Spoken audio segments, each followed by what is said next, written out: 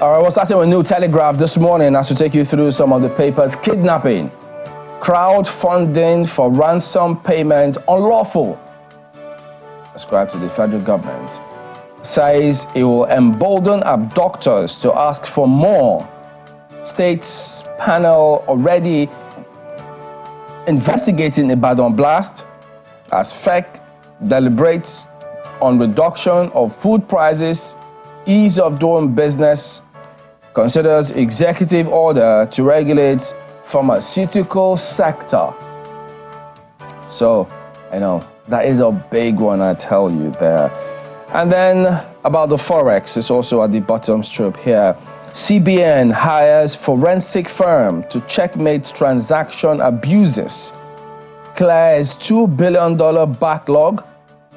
There's sufficient liquidity to address arrears. Ascribed to Edun Nazi, Coordinating Minister of Economy and Minister of Finance, just speaking there. So, Ibadan blast, my family has been rendered homeless, says ex-deputy governor.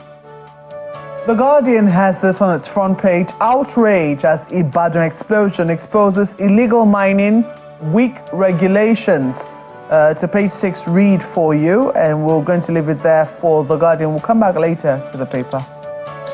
The Nigerian Observer is next, and it is talking about food insecurity this morning. The Nigerian Observer. Eradicating food insecurity, top priority as Nigeria releases Teller maize varieties. Want to know what Teller is? That's why you need to get the paper. That's the Nigerian Observer's lead today. Vanguard also talking about kidnapping will make Abuja too hot for criminals. As ascribed to Wike says, enough is enough, slams informants, you won't sleep well again. Daily Trust has this. Security agencies, a very big one here, a really big one. Security agencies infiltrated by fifth columnists. That's according to Plateau Governor. Sabotaging prompt response to distress calls. Many have no legitimacy to remain in service.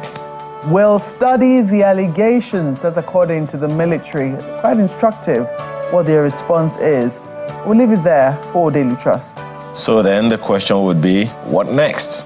But look at the Daily Independent this morning. Ibadan blast, that's what it leads with, the Daily Independent newspaper. FG raises committee to investigate breach of explosives control law. Well, issues arising from that one. Look at the riders. Culprits of incident must be fished out and punished, according to the president. Order security agencies to stop banditry and kidnapping. Firm that stored explosives known will face the law, described to the governor. FG condemns crowdfunding for payment of ransom. Again, bandits invade Niger community, kill 1, abduct 9. Gosh, anyway. That's the lead story of the Daily Independent today. Tribune, Ibadan explosion, victims recount ordeal. 58 houses damaged. Foreigners listed as owners of mining company.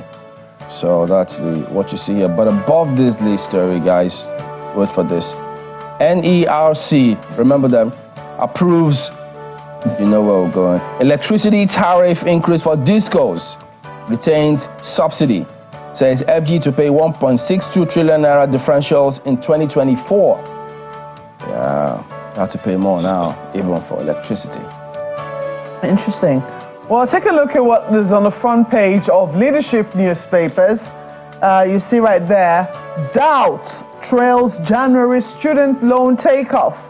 It's the lead story right there. Student body says no portal open for applications. Urges President Tinubu to act before month end.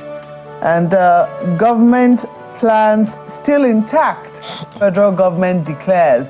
That's what they're saying about the student loan. It'll be interesting to, get the response of government in terms of how they intend to go about it. But the picture there, also very instructive. I certainly, shall we do a prize for who has the best tag for that picture? Get you a body like that. Okay. Two major players within the energy sector, one of them owning one of the biggest, in fact, the biggest refinery in the country as we speak, and the other chairman of a power company, Gerigo Power. We're going to leave it there for leadership newspapers. This Nigerian newspaper leads with the Ibadan incident, and the story is perhaps some kind of update. Shock, outrage, trail Ibadan explosion as Makinde confirms 3 deaths, 77 injured. Victims recount ordeal as University College Hospital, UCH that is, intensifies emergency response. Tinubu orders security to get perpetrators. That's the lead story of the paper. Story is on page 4, and the pictures are that of the ugly scenes at that event, that unfortunate incident in Ibadan. Says the IOC's exit deals to test Tinubu's investment drive. So all of those shopping to see how they could, investors shopping, investment drive. Now it says this is going to test it big time and to see how it eventually plays out. So another caption for the picture. Okay, we'll see. Indeed. Right there on the front page of Business Day where it belongs. Blueprint is what I'm looking at for you next. And you look at this, as bandits hold on to victims in FCT, federal government declares ransom payment illegal, warns against crowdfunding. Attribute Abuja crisis to military operations in Northwest, North Central. IGP inaugurates special intervention squad for FCT. Mieti Allah sets up 1,144 nomad vigilantes in Nasarawa. So all of those stories around the lead story on the front page of Blueprint. Okay, so some of the issues that jump out here. Front page of New Telegraph speaking about the same thing, kidnapping. But first, I don't know what they relied on to come to that conclusion that this kidnapping is as a result of those who are what? Excuse me, fleeing from neighboring states. So we'd like to interrogate that a little further to see, because there are several instances where this happened when they were not flushing out certain persons or certain elements. Several people have also questioned that, remember when you raid certain places or read certain people, for instance, the Okada riders, as they call them. So when they're out of business, where have those people gone? So usually they try to eke out a living. If they're not there, how do we know? Can we say for sure that they do not have a hand in this one? But we also do know that security agencies have said time and again to different governors at different times, unemployment breeds insecurity, period. So it's not just about you're routing bandits in one state and then they're causing this. I'd like to see the connection.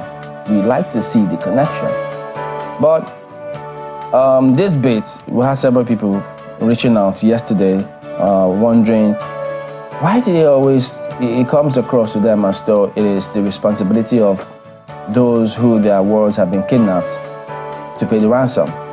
But I don't know, with this coming into the equation now, where government says, look, don't do this, don't go ahead and do this. I know they've said this several times, but I'm not sure if maybe we should have a conversation moving forward with anyone who's been a victim so that they can understand the mindset of how some of these things work, because chances when these kind of things happen, the narrative that comes through is some of the type of hopelessness in terms of what the government has got to do to rescue the people. Do they expect the people to just sit back? Not that one is encouraging this, but in that circumstance, what do they want the people to do? If you say it's unlawful, people want to get their worlds back alive, first and foremost. So that is the chief objective of anyone who's got anyone of theirs kidnapped. So how government handles this, I suggest they have to do some things differently and perhaps a lot better if people are to take this narrative, because has there been time where they came up with this narrative and then it worked? I don't know. Well, Timberlane, I'm just going to reiterate. I mean, there's so much going through my mind as you were speaking, so much going through my mind. I know that for families who have been through the ordeal of kidnapping, they don't pray for their worst enemy. I mean, the trauma of it, the harrowing nature of it, and then you being told, you know, the total confusion it brings.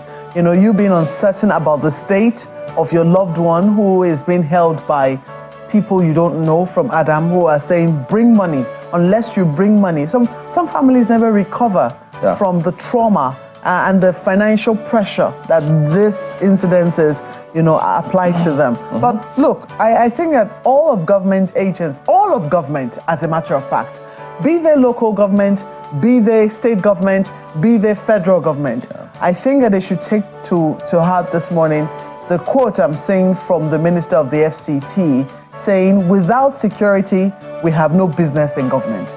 Because the essential reason why there is government is to, you know, order the lives of people in such a way that they provide security and welfare. Security is paramount.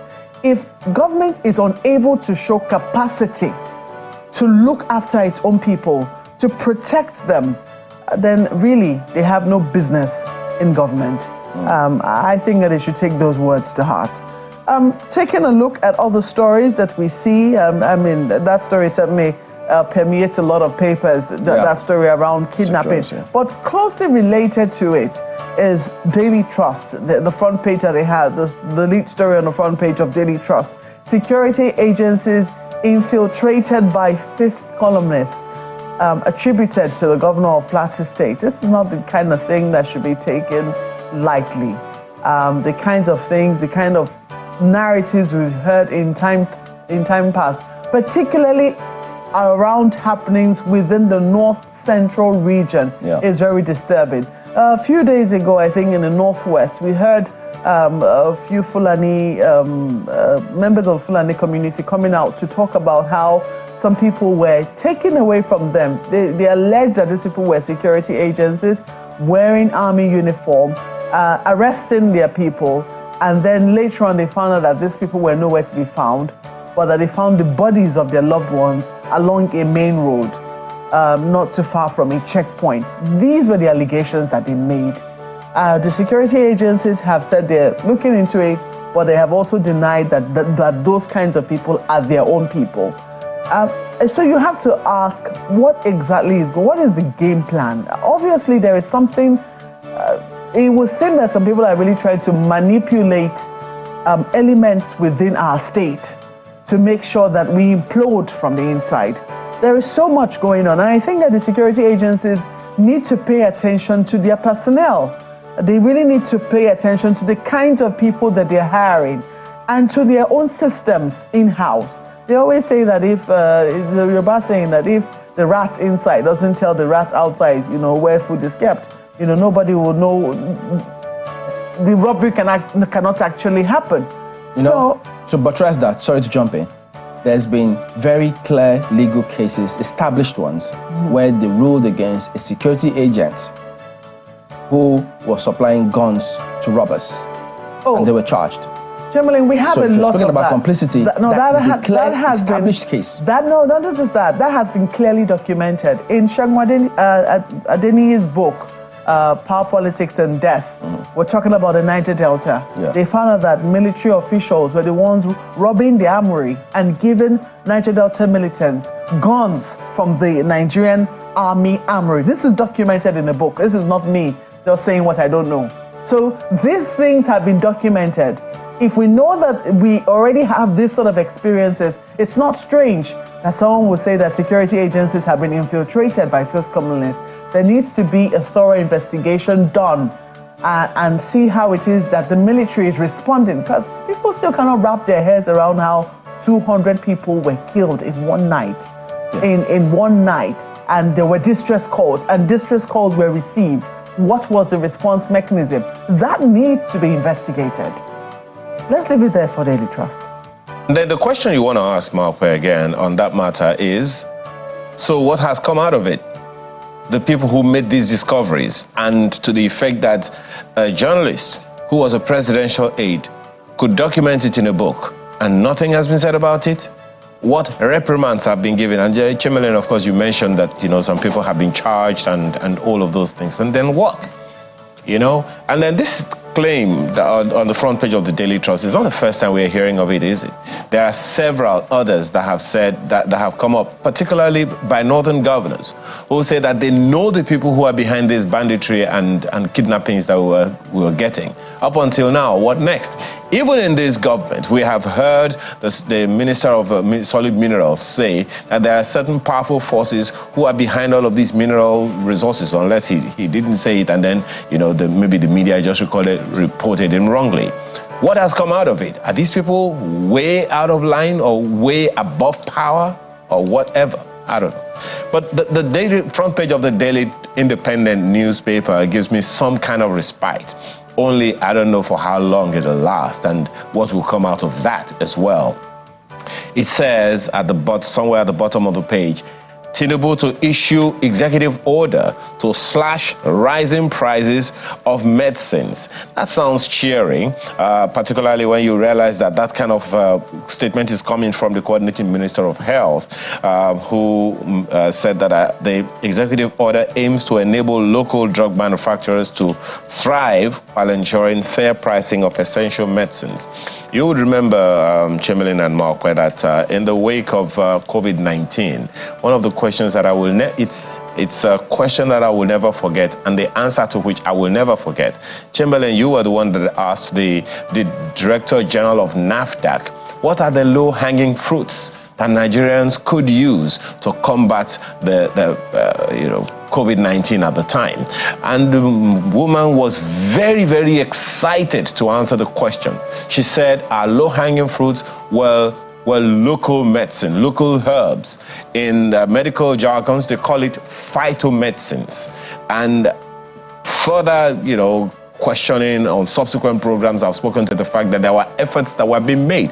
In fact, I remember she said that we were endangered by the fact that the real products, the core products, the fundamental products that were used are being used to produce pharmaceutical products are imported in Nigeria, and that already puts us at risk.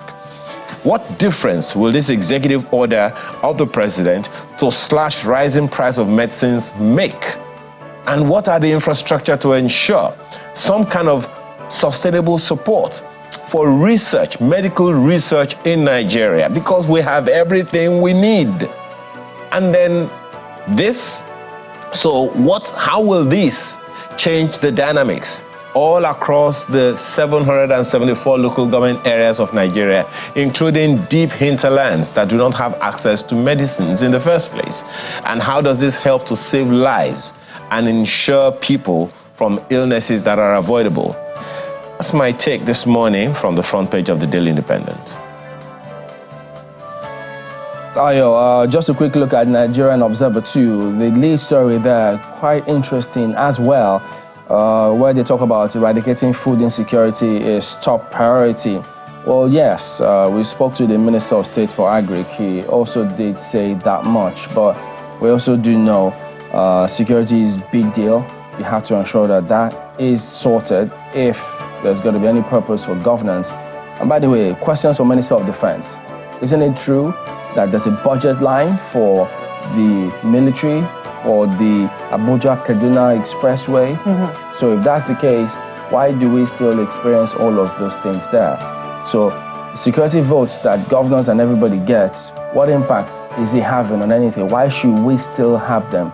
Shouldn't they justify why that should still be there in the first instance? And then the thing about getting food insecurity, galloping inflation, challenging everything almost at every point where you turn. But we also need to remember, we say this time and again, that, look, as a country, the government, they need to work out some sort of social security, facilities to ensure that you take the pressure. Not that if you want to do anything whatsoever, to buy a vehicle or get a house, you have to produce cash. Yeah. You have to almost 100% cash. And in some cases, 2 years. So all of those pressure that people face drives them nuts. It makes them put their hand into what they ought not to. Banks need to be pressured too to do the right thing. Exactly. And a few banks, Chamberlain, in fairness to very few, let me mention, maybe one or two are doing the right thing. They're doing the proper thing.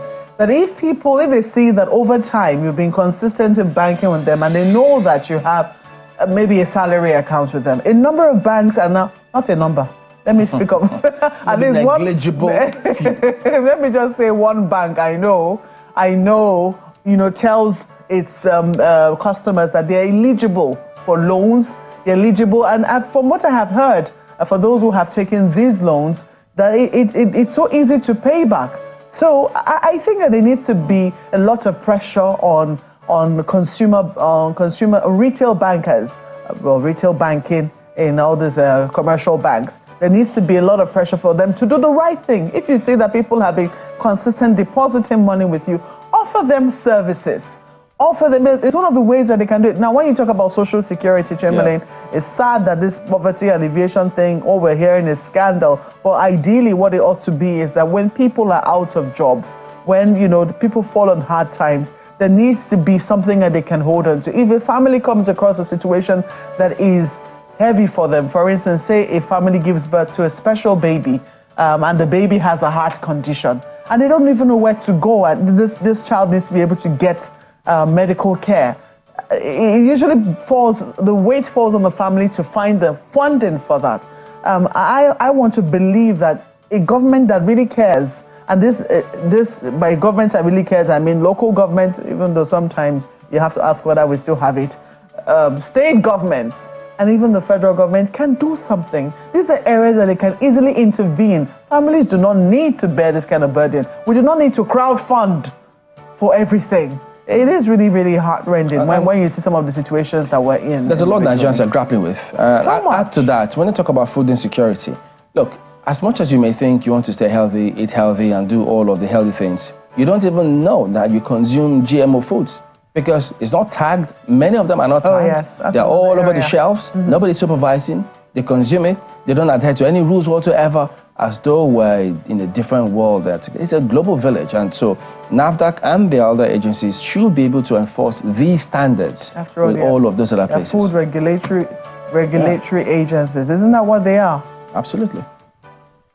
Well, I guess that wraps it up for our look at the dailies. Yeah, so we're back in just a moment, everyone, so stay on with us.